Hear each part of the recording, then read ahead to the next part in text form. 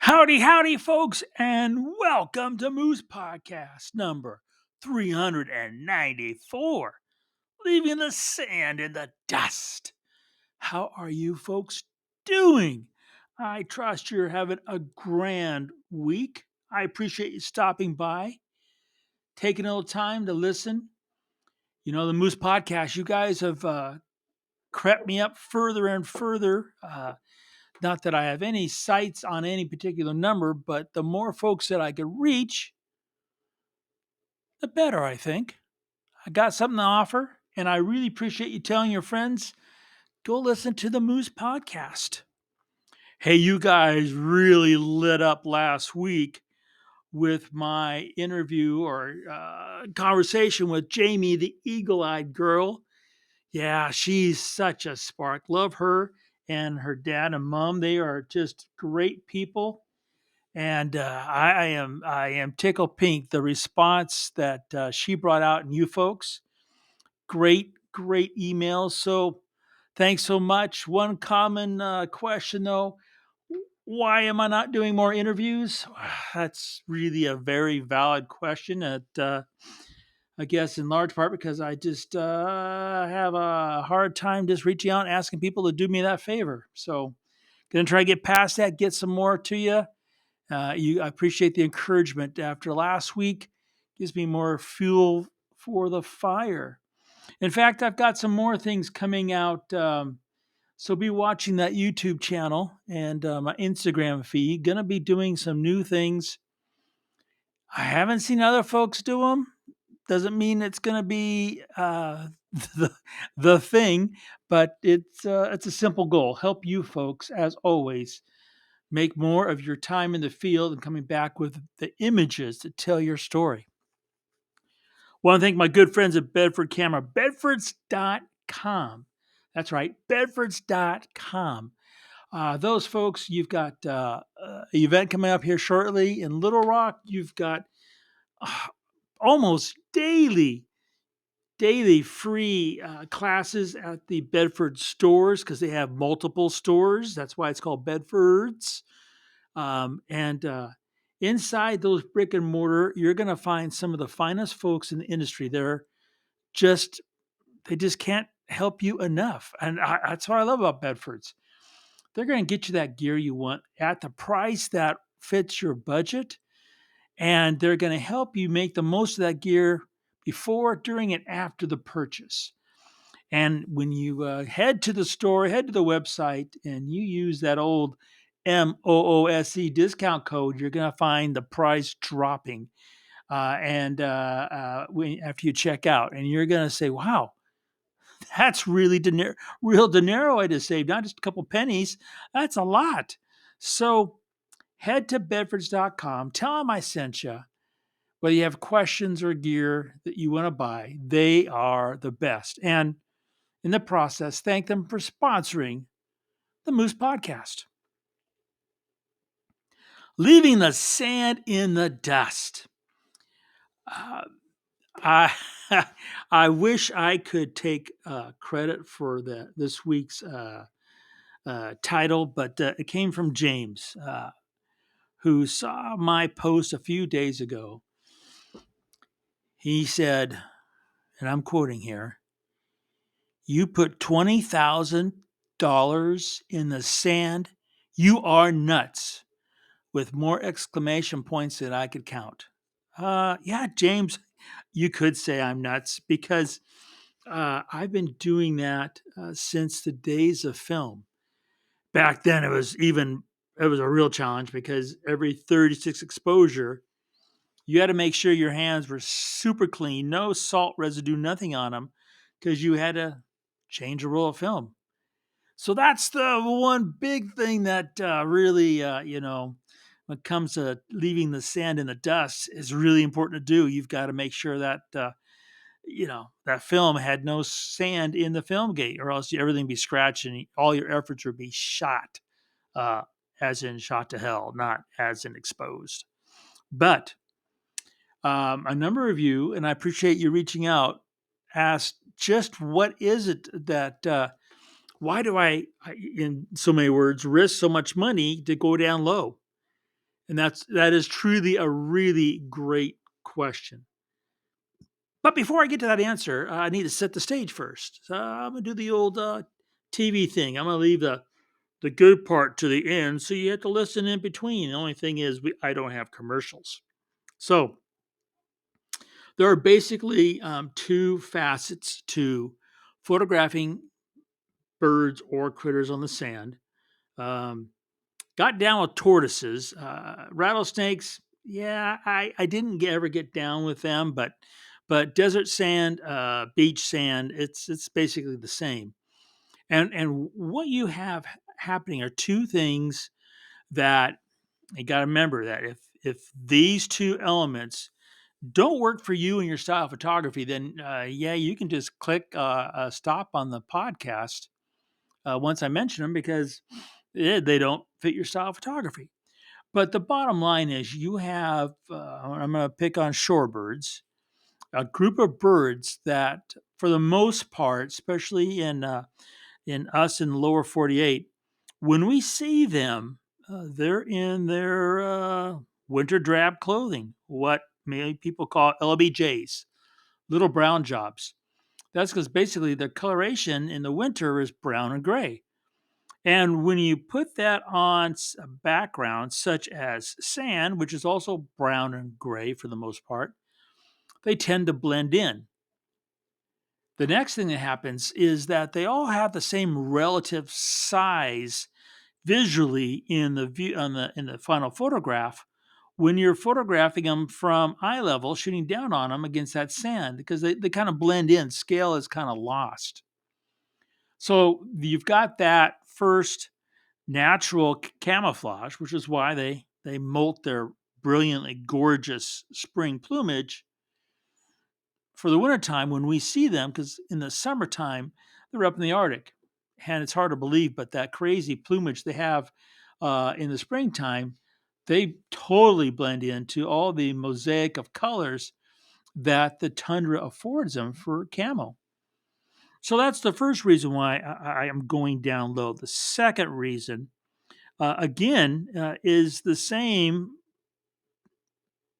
word or issue as the background. But when you go down low, and I'll get to how low here in a second. When you get down low, whether you're shooting at f8, which is probably my most common f-stop that I use when I'm doing beach panning, or you go down to 16 or 22, whatever your lens goes down to. No matter how much you go down, when you're down flat on the sand behind that bird is gonzo. It's obliterated. It's just this wash of color. There's no detail at all. So the first thing that happens is you smack the viewer right between the eyes with your subject. And the next benefit of going down low is the fact that now we do have a little bit of sense of scale. Um, so it's a little hard to understand if you haven't done it, but if you go down low, you've got basically what I think of cotton balls on toothpicks running around in front of you, right? We call them shorebirds, the little guys. And when you focus on the eye, right, because that's where we have to photograph as wildlife photographers, on the eye. And I'm at f8 because I want to get the eye, most of the head, and the breast, and a little bit of the wing, and then the rest of the body can go out of focus. When you do that, when you look and you ignore the bird, but you look at where it's standing on the sand, you're going to see this little band of focus. This little band of focus, that's your plane of focus. And you could increase your f-stop to 16 or 22, but you'll see that band of focus barely changes as you increase your depth of focus, for two reasons. One, because you're so physically close to that subject. And two, you're using that telephoto lens with that very narrow angle of view. So that combination, you can't help but see the subject, but then you get a feeling for its size, because you have all the little small reference points in that band of focus that the mind latches onto, and it sees a seashell or a rock or some vegetation. Mine instantly says, "Oh, it must be this big." So that's the huge advantage of going down low, um, and basically leaving the sand in the dust. You're eliminating that sand as a distracting element of one that's allowing the birds to use their camouflage to fade into that sand. We're leaving that sand totally in the dust. It's and there's one side benefit to this whole thing that it's hard to really describe until you actually do it. But damn, it's fun. I mean, I'm sure somebody looking at this big old guy, laying on the sand and it's wet and his clothes are soaking wet and the sand is sticking and it's like you look at the person, and I'm talking about myself, of course. That beach whale looks really kind of stuck. And when you go down, you don't have a lot of movement like if you're standing on your feet. But when you get down there, the first thing you notice is the birds stop caring about you. As you walk up, they're kind of like moving away. You walk a little bit closer, they move away. Um, Once you get down there flat, I'm here to tell you more time than not, the birds are closer than your minimum focusing distance, which, as far as I'm concerned, is a good problem to have. Okay, so that fun factor is the third silent, huge benefit of leaving the sand in the dust. Now, what's the whole process behind it? So we start off with the gear. You have your telephoto lens of preference, whatever it happens to be. Mine is the 600 f4 TC, and I have mounted on it most of the time a 1.4 teleconverter, external one. So I'm shooting at 840 when I'm on the sand, because once you're on the sand, there is no way to add or subtract a teleconverter. The sand itself, you just at least I don't take the chance of it getting into inside the workings of the camera or teleconverter anywhere. So I go down with that 1.4 external already attached. Then I have the ability of going and flipping and engaging the internal 1.4, which gets me at almost 1600 millimeters. So I go from 840 almost 1600, and it's powerful. We talk about these little guys.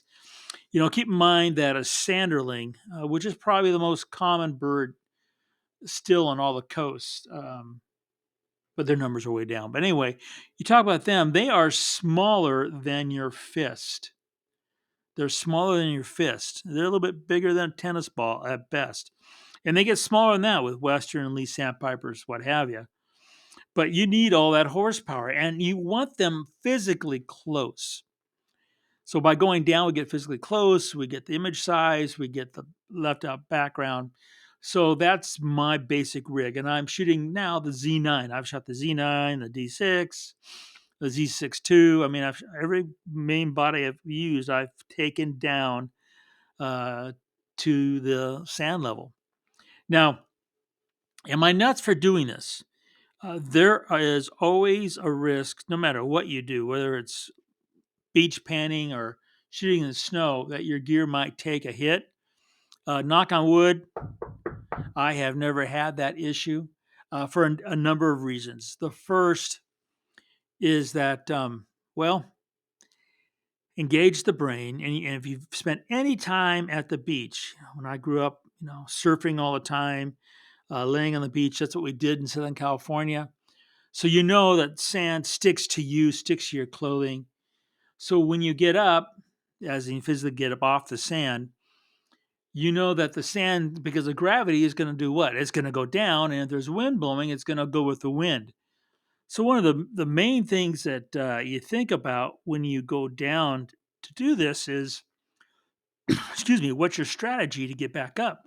You make note of that sand, or that wind, I should say. Excuse me, make note of that wind.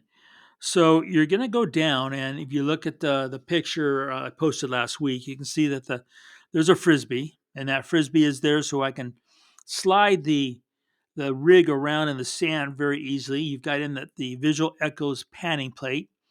That's what's holding the rig stable in the sand.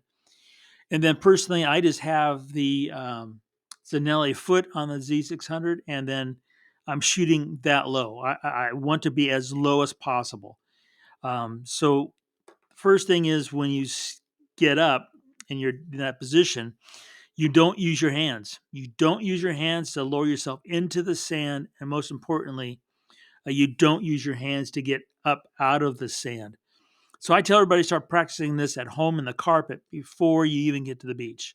Literally, it's not a normal way of doing things because you're going to be using your elbows, which means you have to have developed some arm strength, a little bit of stomach strength, because you're going to look at the way the wind is blowing. And if it's blowing so when you get up, it's going to blow anything on you onto your camera gear, you literally scoop back. You use your knees and you do this reverse back crawl on your elbows and knees, and you go backwards 6, 8 feet. So when you stand up, the real simple thing is that um, the wind isn't blowing any sand off you onto your gear.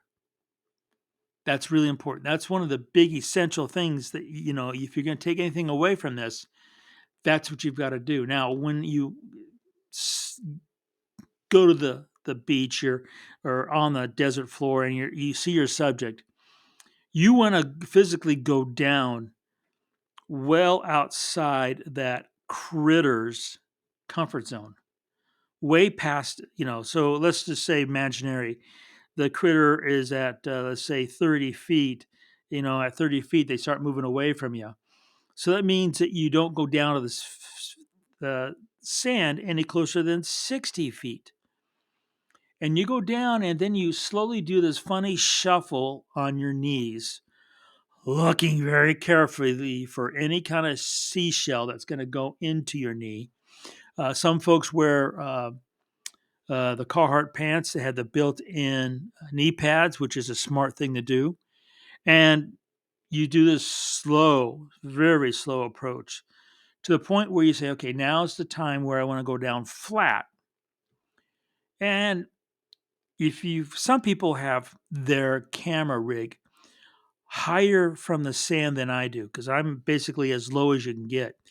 If you have, you're up kind of high, then you can shoot from just your knees and your elbows. You don't have to go down completely prone position. But I still don't like that much depth of focus in the background. But you're going to slowly go, you can put your rig in front of you, and you put it in front of you far enough, again, looking at that wind and the sand, because the process of going down, you can kick up sand, especially if there's any kind of breeze.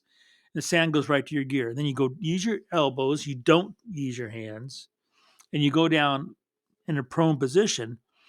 Then you can either pull the camera back to you or you slide up to the camera, whichever you want to do. Now, you have to keep in mind that anything in your front pockets of your shirt, your pants, gonna get wet at the very least. So often I will have a small little fanny pack, and my fanny pack will be things like my wallet, my car keys, because you don't want to lose those. The caps for the tail converter, just in case I want to stand up, do some hand holding and panning shots of birds in flight. And then and the iPhone will be in that fanny pack as well. And then in my back pocket, so I can easily access it, is a clean white towel that I can use, because there are going to be times where even, let's say you're shooting and you also turn the camera to go vertical and you've got your eye against that viewfinder as you do it. Well, at least for me, as I go vertical, one hand's going to be at the bottom of the camera, and I use my hand to protect the camera, keep it out of the sand, which means if there's a little rise in that sand, that my hand will get sand on it. So the first thing I do is I will wipe my majority of the sand off using the side of my sides of my torso and the shirt there. Then I'm going to use that white towel to clean them thoroughly, so I don't get any sand on the gear. Now, And after that, you just have fun. You shoot, you shoot, you shoot, have a ton of fun. Now, what happens if you get sand on your gear? You're going to use that clean white towel and you're going to wait. You're going to let that sand sit there, depending on how warm it is and how humid it is. But you're going to let the air do as much as can for transpiration to get rid of that stickiness to the sand. And then you don't wipe, just like when you have moisture in your lens. You don't wipe. When you have sand on your gear, you're gonna kind of like do the old gym room shower, snap the towel kind of thing, and use that towel to kind of snap that sand off. You don't want to wipe it off, and that's basically it. So there should be no scariness in this for you. It's kind of simple. Um, one thing I remind you though is when you get done with your shooting, you're going to go back and, of course, enjoy all those great images you shot. But you've got a couple of things to think about. Number of things like if I'm staying at a lodge or a hotel or something, when I first walk in the door, I camera bag goes as far away from the door as possible, and I stay glued to that front door. And that's where I take off my shoes and sandy clothes so the sand doesn't migrate into the room with me. Because sand it just takes one particle of sand to ruin your day with camera gear. So then I leave it all there, and I if I if I bathe myself in sunblock, I'm gonna take a shower, get that stuff off because you're not supposed to keep it on.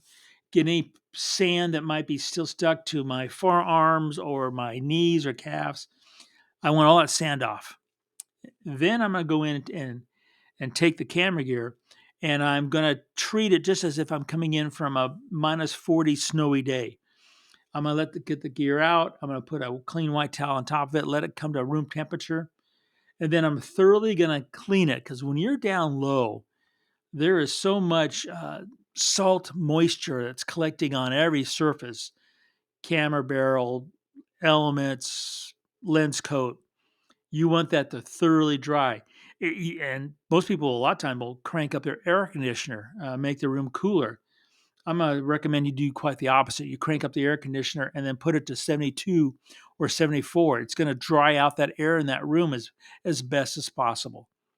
And then once you get back home and you're all done shooting, I take my gear and I spread it out on the counter, take all the caps off, front and rear caps, and I just let it sit out for 24 hours at least before I go and thoroughly clean it. All the contacts, all the surfaces of the bodies, the lenses with pink juice, go through the sensor, and I thoroughly go through it. And knock on wood, I have never had any issue with any of my gear doing this. But I've had one heck of a lot of fun, and the shooting is spectacular. So I hope spring and summer. I'm encouraging you to get out there and hit the beaches, leaving the sand in the dust. You folks have a marvelous week. Get out there and shoot. And remember to make every click your story.